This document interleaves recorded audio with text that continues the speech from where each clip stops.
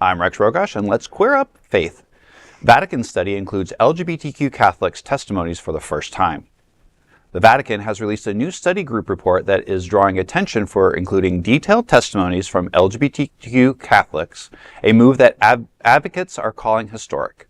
The report was produced by theologians and pointed to examine issues left unresolved during the Synod on Synodality, the global listening initiative launched under Pope Francis. While the Synod itself avoided directly addressing queer inclusion, the report tackled sexuality, gender, and church reform in unprecedented detail.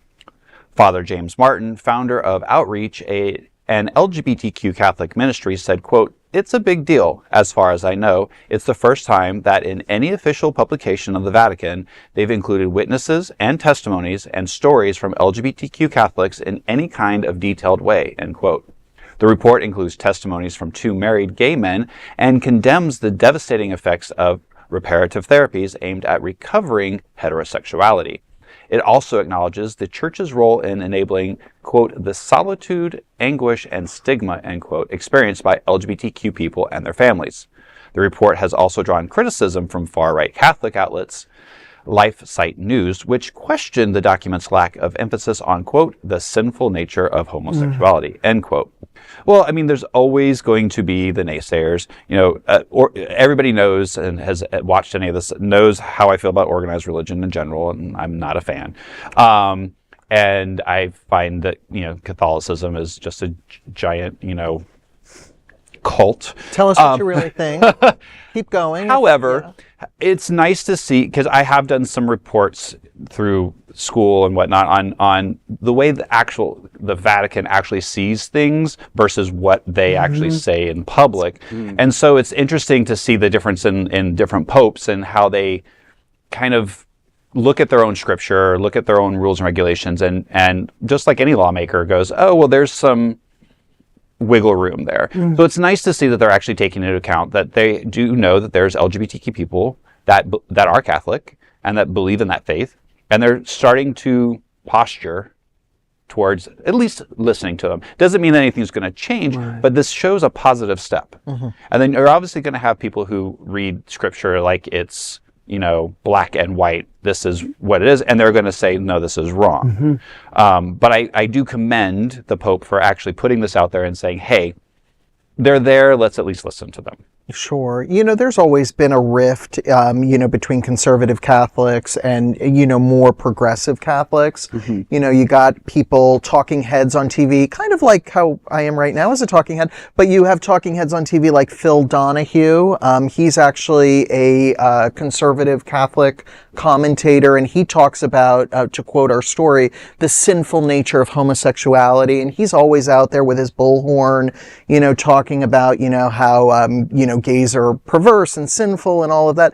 So it's nice to see that, an official publication of the Vatican is actually, maybe they're not going 100% all in, but they're definitely not going in the other direction where they're denying our existence. I'm not speaking myself as a Catholic. I'm a good Jewish boy here, but it's quite interesting to kind of see, like the splits, like where the land, lines up with, certain people. And there's, even with our previous, even with the previous Pope, there were a lot of people that felt as though, he was not in line with, historical church teachings.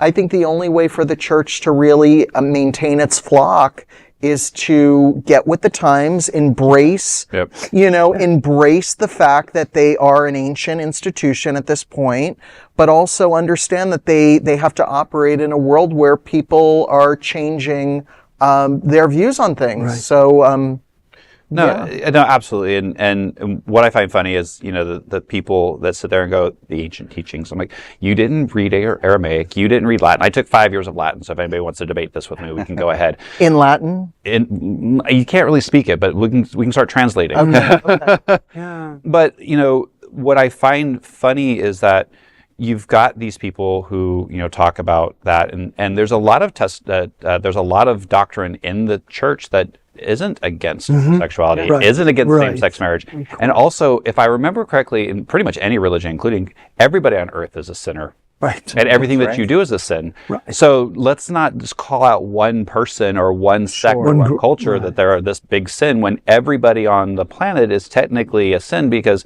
somebody died for those sins. Right. Right. Well, this is way out of my wheelhouse. So I consulted earlier with a very, very close friend who's a former priest with the Roman Catholic Church and is now a priest with the Reformed Catholic Church, which is an inclusive, affirming, progressive Catholic Church that has full equity for women and LGBTQ people in all levels of ministry and leadership. And he said some really interesting things, including that this far-right anguish about this from the Catholics, they're upset because it's official. It's now a report.